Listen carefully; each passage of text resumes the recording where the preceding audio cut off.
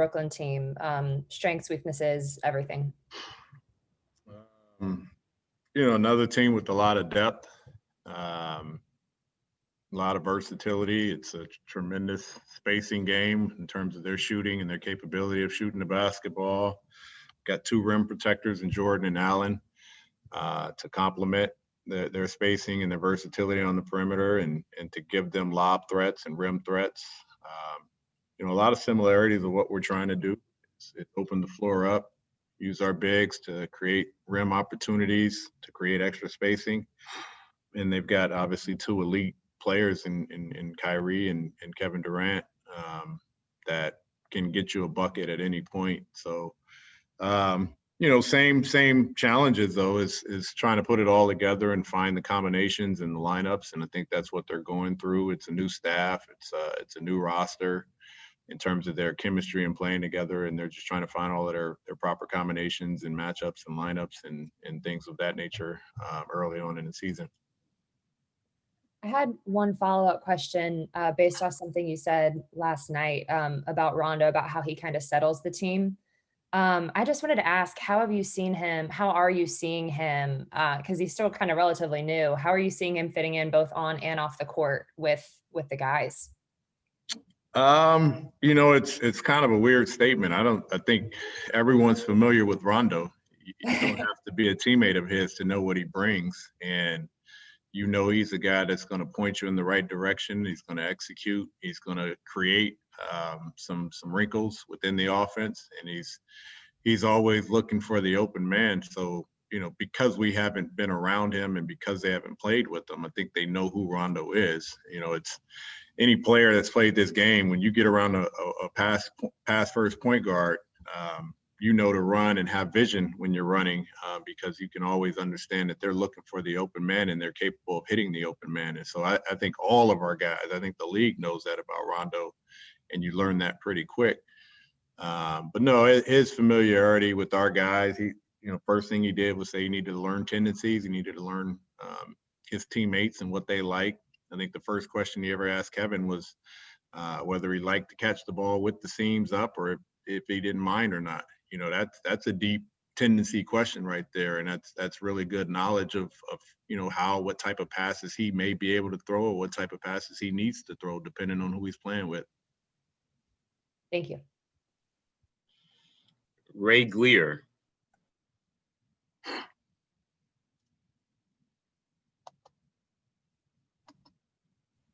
Ray, we'll come back to you and we'll go to Allison Mastrangelo. Hey, Coach, I was curious, this being the first kind of short road trip where you guys will be in New York for back-to-back games, well, a break in between on New Year's Eve. Is there any challenges with that, having to be in one place at one time for 3 days, and especially with New Year's Eve? Any kind of rules you're throwing out for the guys on New Year's Eve? No, be safe, be smart, stay socially distant, stay in a hotel as much as you can. I don't really think there's a whole lot to do. This is actually considered to me as kind of a long road trip. The way the season's set up now, this 2 games in the same city seems like it'll be a long time being here in New York. Just compared to, obviously compared to last year and all the seasons before, it may seem short, but I think this is probably a longer feeling. I think our longest trip of the year is going to be 7 days. That's when we go out west. So to be gone for 4 days is one of our longer trips. But nothing changes. We're here in New York. It's a business trip. We've got to be really smart. There's not much we can do here in the city other than get some fresh air, and kind of that's it. We'll spend a lot of time in a hotel and watch movies and watch NBA, and we'll have a meeting tomorrow and try and get prepared for the game. And I think on New Year's, I think we'll have somewhat of a team outing in the hotel, team dinner. Real simple, nothing crazy. All right, Ray, are you ready now? Yeah, sorry, Lloyd. Hey, some of us in the media and fans are gonna try to measure your team by this game tomorrow night, but considering how well Brooklyn is playing, I wonder if you'll do some of that, kind of take the measure of how fit you guys are. No, I think in a lot of ways, last night was probably a bigger measure for our team. How do you handle adversity? How do you handle success? How do you handle a team that's missing some key players? You know, Playing a really talented Brooklyn team, win or lose isn't going to make or break our season or where we are. We come out of every game knowing there's things that we have to adjust to and prepare for and continue to get better. Um, you know, Beating this team doesn't make us a top-notch team all of a sudden.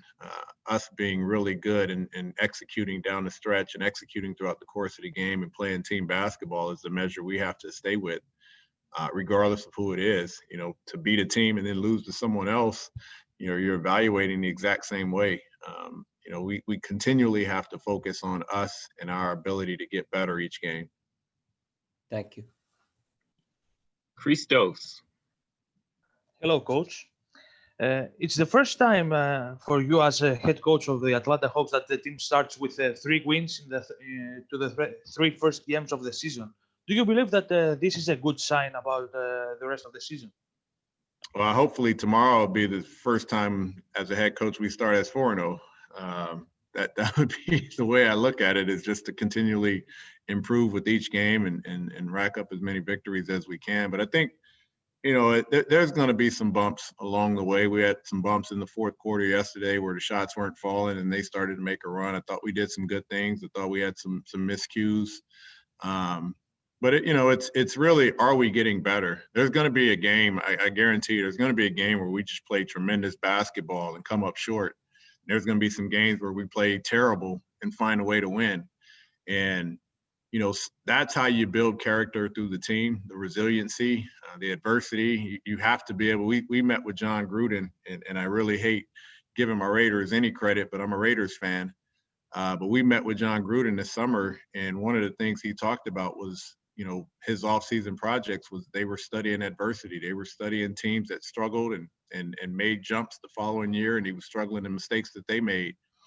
We want to win when we're not playing well, but we want to figure out, some of the things that are hurting us as well. And we want to do the same thing when we are playing well. We want to figure out why. And so I think regardless, it's always going to be a kind of a learning curve for us. We want to keep getting better. We want to keep focusing on the things that will help us get better. And that's really just how I look at it. And a quick follow-up. How impressed you the Trae Young's progress through the years? Because he starts pretty well the season. Now he's maybe one of the best top guards in the league. How impressed you this situation?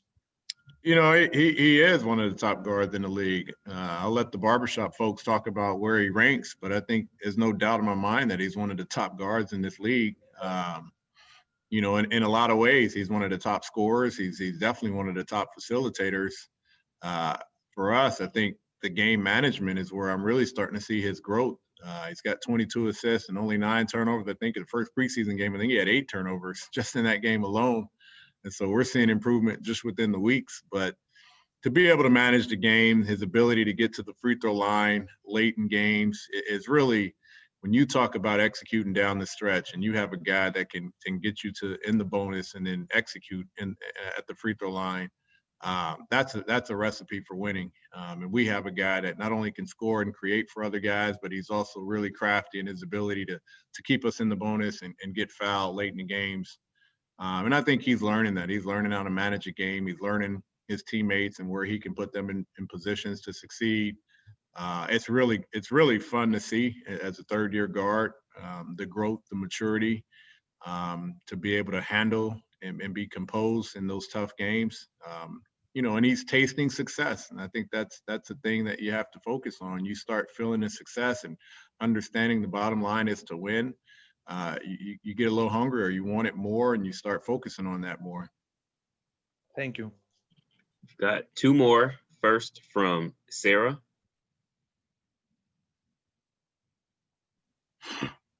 Hey, Lloyd. With Tony Snell and with Onyeka, I know I think it's cleared to progress toward live contact workouts. Do you just kind of build that up gradually, or how will they? Yeah, they're going to do like some 3-on-3, right? They're probably doing it right now. We finished up practice and they're going to do some 3-on-3 with the low minute. Guys that play in the NBA, normally it's guys that play less than 15 minutes.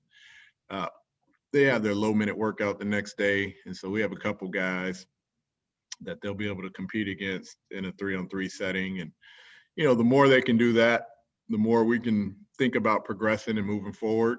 As I told you guys the other day, it's hard to get 5-on-5 live, even from a coaching. None of our coaches have been playing basketball. So, Onyeka playing against Matt Hill and Marlon Garnett isn't going to produce a whole lot of confidence in the staff. But anything that we can get to just get them some contact and some bodies around, we're going to take advantage of. And so right now it's 3-on-3.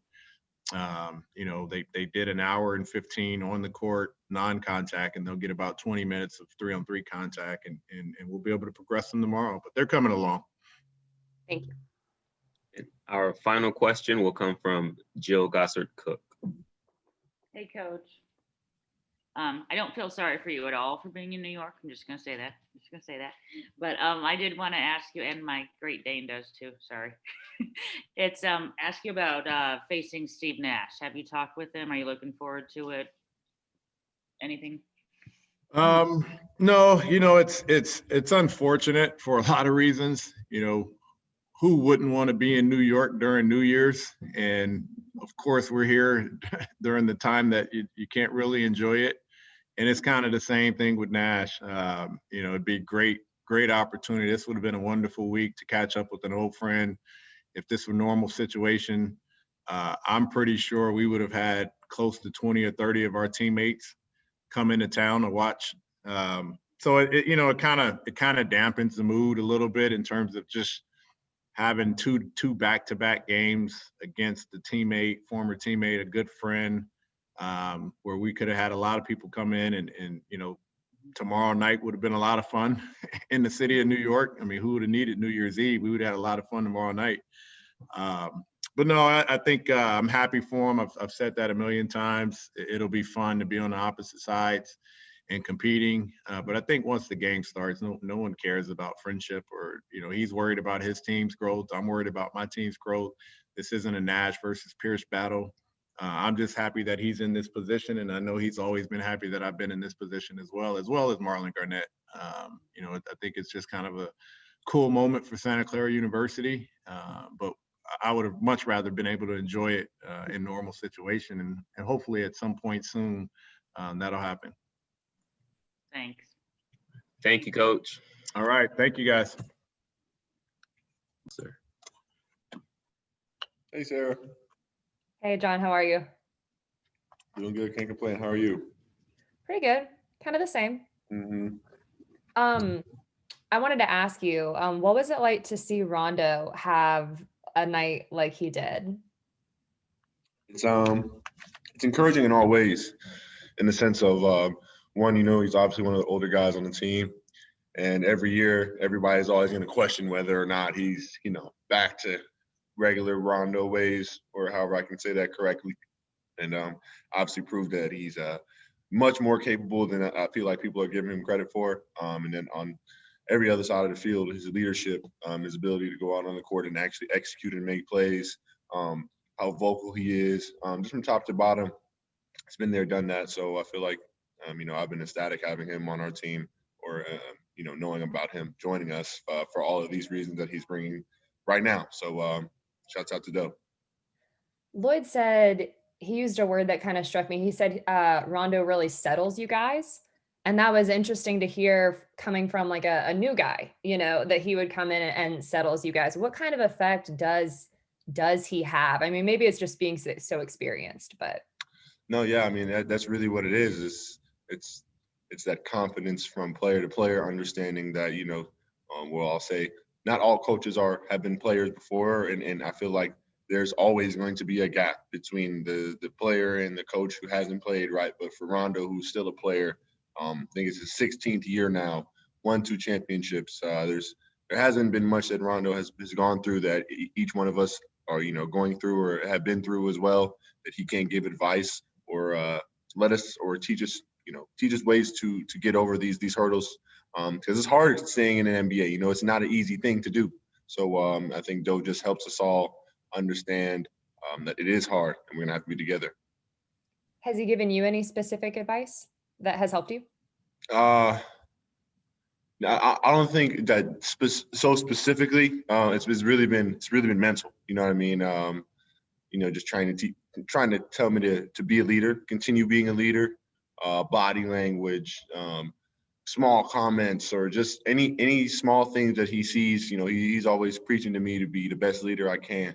So he's always nagging at me to conduct myself in such a manner at all times. So it's kind of funny and fun. I'm always up for a challenge as well. So I feel like if anything, that's been it. Thank you. Kelly.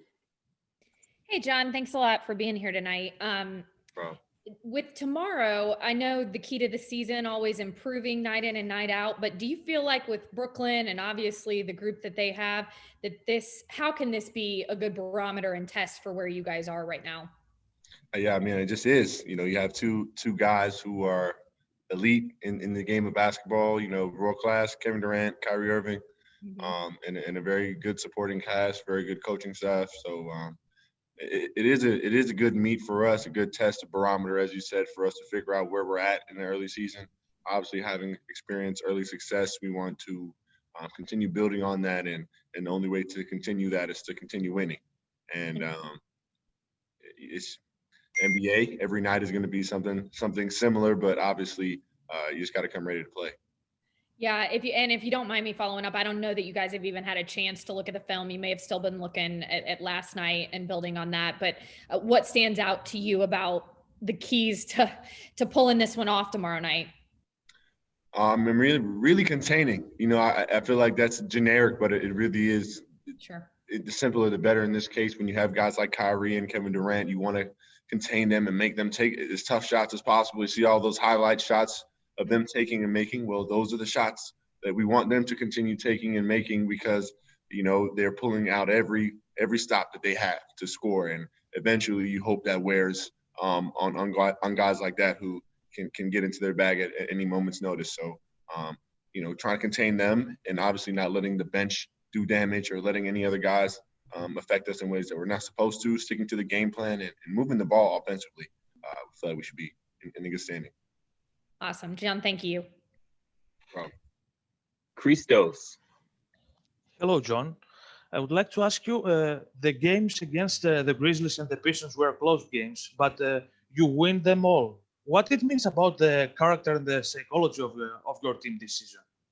I feel like it's very that's a good question, but I can't figure out the exact word to put on it. But I'd say in everything, it's promise. It's a lot of promise in this team, a lot of potential. I feel like we have the versatility to do a lot of things, but I feel like right now it's early for myself, and I don't know how many guys on the team. We haven't played in about 9-8 months, right? Truly official games. So I feel like it's a mixture, a combination of new players, long season off, and just trying to gel and get everybody going. But I feel like at the end of the day, we understand that we're a lot better than we think we are right now, knowing that we have a lot of stuff to work on. So very promising, as I said. And a quick follow-up with Kevin Durant. I'm sorry, could you repeat that for me? You cut out a little bit.